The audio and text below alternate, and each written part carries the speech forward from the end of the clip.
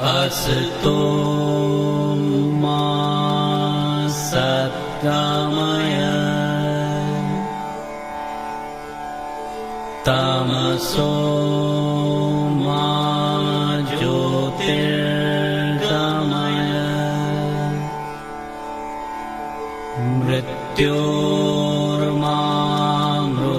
मृत्योर्मामृतङ्गमय ॐ शान्ति शान्ति शान्तिः।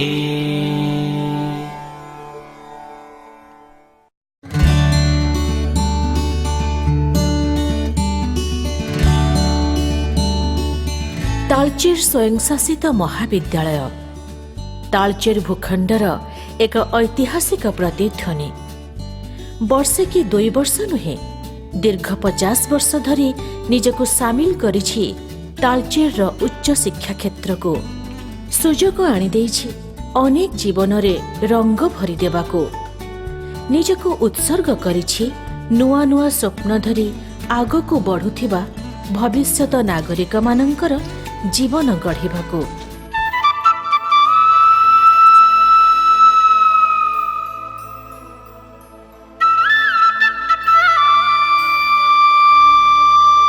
पुण्यतोया ब्राह्मणी कूलरे माँ तालेश्वरी नामानुसारे नामित तालचेर।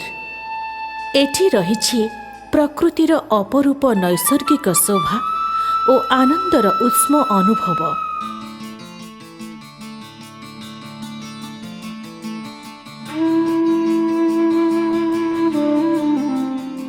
ऐतिह्य सुंदरी तालचेर को देखिले लागे यह एक सर्जनार आधार भूमि।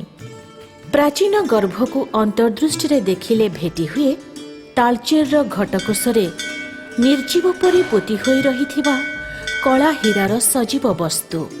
माइल माइल व्यापी कोइलार विस्तीर्ण सज्जा, जातीय तापज विद्युत केन्द्र, भारी जल प्रकल्प, रेंगाली नदीबंध योजना इत्यादि केवल आम राज्य नुहे कि देश नुहे सारा विश्व सृष्टि करिछि अनन्य परिचय।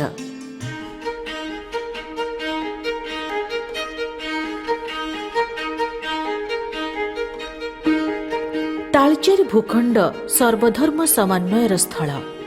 शैव, शाक्त, बौद्ध और वैष्णव धर्मर भावधारा तालचेर जीवनचर्या परिलक्षित। पश्चिमेश्वर, कनकेश्वर, कपिलेश्वर, वैद्यनाथेश्वर, बाणेश्वर, कुशलेश्वर, लोकनाथेश्वर ठारू आरंभ करी बहु पातालभेदी शिवलिंग एही प्राचीन भूखंडरे शैव उपासनार निदर्शन। गाँ गहली रे भागवत टुंगे ठारू जगन्नाथ उपासना वैष्णवीय भावधारा को करिछि उद्बुद्ध। पश्चिमेश्वर ध्यानी बुद्धंकर स्थिति सहित माँ हिंगुलांकर अवस्थिति एक एक चलंतीमय मिथ। प्रत्येक जीवन कोशरे माँ हिंगुलांकर आविर्भाव सते जेमिति अंधार भेदी ताजापण। भक्ति नैवेद्यर प्रथम ओंकार ही माँ हिंगुलांकर नाम उच्चारण।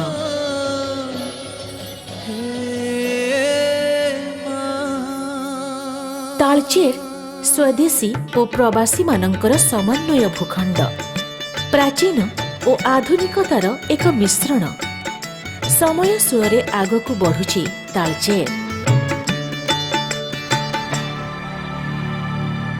दिन थिला एही प्राचुर्य भरा भूखंडरे उच्च शिक्षा प्राप्ति थिला स्वप्न। देश स्वाधीन हेबार 2 दशंधि परे भी एठी नथिला सुजोग। दूर दूरांतर को जाई पाठ पढ़िबार इच्छा बहु मेधावी छात्र छात्रींक पई थिला आकाश कुसुम। सबु इच्छा मनरे मरुथिला। ज्ञान अर्जिबार पिपासा मेंटू नथिला। तालचेर रे महाविद्यालयटीए प्रतिष्ठा पाई प्रचेष्टा आरंभ होइथिला ठीक स्वाधीनतार परे परे। थरे नुहे 1950 मसीहारू पुणी 10 वर्ष अंतरे 60 दशक बेलू 2 थर चेष्टा करा जाइथिले भी सेही आशा आशारे ही रहीगला। ପରସ୍ପର ଭିତରେ ଆନ୍ତରିକତାର ଅଭାବ ପ୍ରତିବନ୍ଧକ ହୋଇ ଛିଡ଼ା ହେଲା। ଅନ୍ୟ ମୁହଁରେ ହସ ଫୁଟାଇବାକୁ ଚାହୁଁଥିବା ମଣିଷ ତାର ଜୀବଦଶାରେ ଆଶା କରି ବସେ ଅନେକ, ପାଉ ପାଉ ହରେଇ ବସେ ସମୟ ଚକ୍ରରେ। ଅଭାବନୀୟ ପରିସ୍ଥିତି ତାକୁ ଟାଣିନିଏ ଅନ୍ୟ ଏକ ଅମଡ଼ା ବାଟକୁ। ବଞ୍ଚିବାର ମୋହରେ ଅଭିମନ୍ତ୍ରିତ ହୋଇ ସେହି ମଣିଷ ପୁଣି ଖୋଜେ ନୂଆ ରାହା, ମାନିନିଏ ମୁଣ୍ଡପାତି ସମୟର ଅଲିଖିତ ସମ୍ବିଧାନ, ଯେମିତି ଉତ୍ତପ୍ତ ମରୁଭୂମିର ବାଲିଝଡ଼କୁ ସାମ୍ନା କରୁଥିବା ଓଟଟିଏ। ପୁଣି ତିଆରି ହୁଏ ନୂଆ ସମ୍ଭାବନା, ନୂଆ ବିକଳ୍ପ। ସମୟ ଓ ଭାଗ୍ୟ ଠିକ୍ ସବୁବେଳେ ଏମିତି। ପୁଣି ସ୍ୱପ୍ନ ଜାଗ୍ରତ ହୁଏ। ଏକାଠି ହୁଅନ୍ତି ତାଳଚେରର ପ୍ରାଜ୍ଞ ମଣିଷମାନେ 1968 ମସିହାରେ। ବ୍ରାହ୍ମଣୀ ନଈର ପାଣିଧାର ଭଳି ରାଜା ସୌଭାଗ୍ୟଚନ୍ଦ୍ର ଦେବ, ଡାକ୍ତର ବିକ୍ରମ ଦାସ, ବିକ୍ରମ ଥମ୍ବ, ଜଗନ୍ନାଥ ମିଶ୍ର, ରତ୍ନାକର ମିଶ୍ର, ସଦାନନ୍ଦ ଦାସ, ବୃନ୍ଦାବନ ମହାପାତ୍ରଙ୍କ ସମେତ ବହୁ ପୁଣ୍ୟାତ୍ମାଙ୍କ ମନରେ ବହିଚାଲେ ମହାବିଦ୍ୟାଳୟ ଗଢ଼ିବାର ଭାବନା।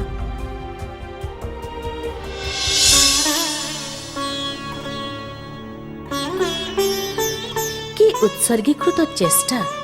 ଗାଁକୁ ଗାଁ, ଘରକୁ ଘର ବୁଲି ବୁଲି ମୁଠି ଚାଉଳ ସଂଗ୍ରହ କରି ଅର୍ଥ ଯୋଡ଼ିବାର ନିଶା କେତେ ଯେ ଉତ୍କଟ ଥିଲା, ତାହା କେବଳ ଅନୁଭବୀ ତୁଣ୍ଡରେ ସୁଆଦ। ନା ଖରା, ନା ବର୍ଷା, ନା ଶୀତ, ଖାତିର ନଥିଲା ମନରେ। ପାଦ ଚାଲୁଥିଲା କଲେଜଟିଏ ଗଢ଼ିବା ପାଇଁ। ସ୍ୱପ୍ନ ସତ ହେଲା। ମହାବିଦ୍ୟାଳୟ ଆରମ୍ଭ ହେଲା ରାଜାଙ୍କର କଚେରୀରେ 1969 ମସିହାରେ। ନୂଆ ଚମକ ଖେଳିଲା ତାଳଚେରର ଛାତିରେ। ଉତ୍କଳ ବିଶ୍ୱବିଦ୍ୟାଳୟର ସହବନ୍ଧନ ଲାଭ କଲା ତାଳଚେର ମହାବିଦ୍ୟାଳୟ 1971 ମସିହାରେ। ସମୟ ପରିବର୍ତ୍ତିତ ହେଲା। ମହାବିଦ୍ୟାଳୟ ଚାଲି ଆସିଲା ରାଣୀ ପାର୍କ ଭିତରକୁ 1976 ମସିହାରେ। ଘଞ୍ଚ ଅରଣ୍ୟ, ଜୀବଜନ୍ତୁଙ୍କର ଆଶ୍ରୟସ୍ଥଳ ଏବଂ କମନୀୟ ବୃକ୍ଷଲତାର ରୂପଶୋଭା ଭିତରେ ମହାବିଦ୍ୟାଳୟ ଭ୍ରମ ସୃଷ୍ଟି କରୁଥିଲା ମହାତ୍ମା ଗାନ୍ଧୀଙ୍କ ଜୀବନ ବିଦ୍ୟାଳୟ ପରି।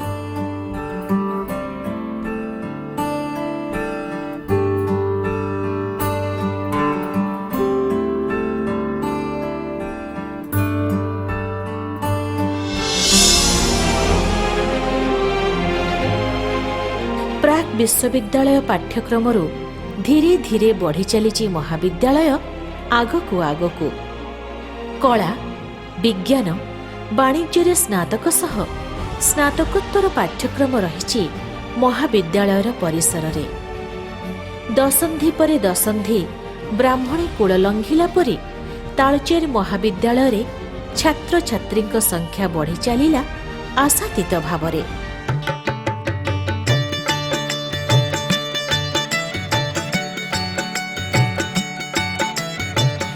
ମହାବିଦ୍ୟାଳୟର ଶୈକ୍ଷିକ ବାତାବରଣ ବେଶ୍ ଉତ୍ସାହପ୍ରଦ। ସାଧାରଣ ଅଧ୍ୟାପନ ସହ ଛାତ୍ରଛାତ୍ରୀମାନଙ୍କୁ ଏକ ବୃହତ୍ତର ପରିସରକୁ ଟାଣି ନେଇଛି ଆଲୋଚନା ଚକ୍ର ଓ କର୍ମଶାଳା। ବିଭିନ୍ନ ସମୟରେ ରାଜ୍ୟ, ଜାତୀୟ ତଥା ଆନ୍ତର୍ଜାତୀୟ ସ୍ତରରେ ସୁପରିଚିତ ରାଜନୀତିଜ୍ଞ, ପ୍ରାଜ୍ଞ, ବିଷୟ ବିଶାରଦଗଣ ଏବଂ ସାମାଜିକ ସ୍ତରରେ ଚେତନଶୀଳ ବ୍ୟକ୍ତିବିଶେଷ ଅନୁଷ୍ଠାନକୁ କରିଛନ୍ତି ଅନୁଗୃହୀତ।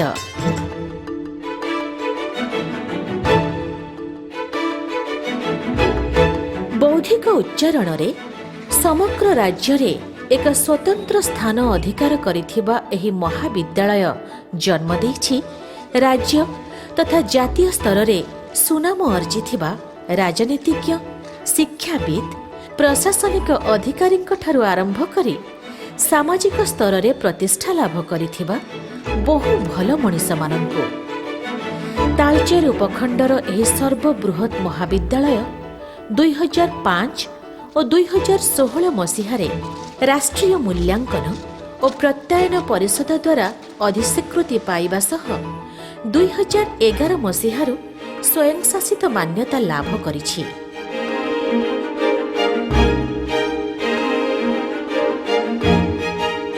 ଅଧ୍ୟକ୍ଷ ରୂପେ ମହାବିଦ୍ୟାଳୟର ଶୈକ୍ଷିକ ବାତାବରଣକୁ ଜ୍ଞାନମୟ କରିଛନ୍ତି ବହୁ ବିଶିଷ୍ଟ ଶିକ୍ଷାବିତ୍।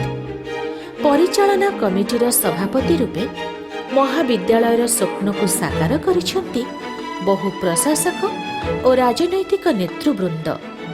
ବର୍ତ୍ତମାନ ପରିଚାଳନା କମିଟିର ସଭାପତି ମାନ୍ୟବର ବିଧାୟକ ଶ୍ରୀଯୁକ୍ତ ବ୍ରଜକିଶୋର ପ୍ରଧାନ ମହାବିଦ୍ୟାଳୟକୁ ସମଗ୍ର ଓଡ଼ିଶାରେ ଉତ୍କର୍ଷରେ ପହଞ୍ଚାଇବା ପାଇଁ ଚେଷ୍ଟିତ। କେବଳ ସେତିକି ନୁହେଁ, ମହାବିଦ୍ୟାଳୟକୁ ବିଶ୍ୱବିଦ୍ୟାଳୟରେ ପରିଣତ କରିବାକୁ ଉଦ୍ୟମ ଆରମ୍ଭ କରିଛନ୍ତି ବିଧାୟକ ଶ୍ରୀଯୁକ୍ତ ପ୍ରଧାନ। ତାଳଚେର ସ୍ୱୟଂଶାସିତ ମହାବିଦ୍ୟାଳୟର ଉତ୍କର୍ଷର 50 ବର୍ଷରେ ଆଜି ସୁବର୍ଣ୍ଣ ଜୟନ୍ତୀ ପାଳନ ଅବସରରେ ଏ ଅନୁଷ୍ଠାନ ଆଜି ମଣିଷ ତିଆରି କାରଖାନା, ଯାହାକି ରାଜ୍ୟ ନୁହଁ, ଦେଶ ନୁହଁ, ବିଦେଶରେ ମଧ୍ୟ କୃତିତ୍ୱ ଅର୍ଜନ କରିଛନ୍ତି ଛାତ୍ରଛାତ୍ରୀମାନେ। ବିଶେଷ କରି ଆଜି ସୁବର୍ଣ୍ଣ ଜୟନ୍ତୀ ପାଳନ ଅବସରରେ ମୋର ପୁରାତନ ଛାତ୍ରଛାତ୍ରୀ ଏବଂ ଜଡ଼ିତ ଥିବା ସମସ୍ତ ବ୍ୟକ୍ତିମାନଙ୍କୁ ଏବଂ ମୋ ତାଳଚେର ମାଟିର ସମସ୍ତ ଗୁରୁଜନମାନଙ୍କୁ ସମସ୍ତଙ୍କୁ ମୁଁ ଆହ୍ୱାନ କରିବି, ଆସନ୍ତୁ ମିଳିମିଶି ଏ ସୁବର୍ଣ୍ଣ ଜୟନ୍ତୀକୁ ପାଳନ କରିବା ଅବସରରେ ଆଗକୁ ଦୁଇ ପାଦ ଆଗେଇ ନେବା ତାଳଚେର ସ୍ୱୟଂଶାସିତ ମହାବିଦ୍ୟାଳୟକୁ।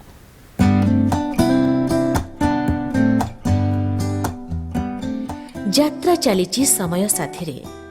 ଜୀବନ ଗଢ଼ିବାର ପ୍ରୀତିପଦ ଉତ୍ସାହ ରହିଛି ମହାବିଦ୍ୟାଳୟର କୋଣାନୁକୋଣରେ। 50ତମ ଜନ୍ମଲଗ୍ନରେ ସବୁ ମଣିଷଙ୍କର ଆତ୍ମୀୟତା, ଅନୁରାଗ ଓ ଆବେଗ ମହାବିଦ୍ୟାଳୟର ରଙ୍ଗରେ ସୁନାର ଚମକ ଆଣୁ। ଏହା ହିଁ ମା ହିଙ୍ଗୁଳାଙ୍କ ନିକଟରେ ପ୍ରାର୍ଥନା।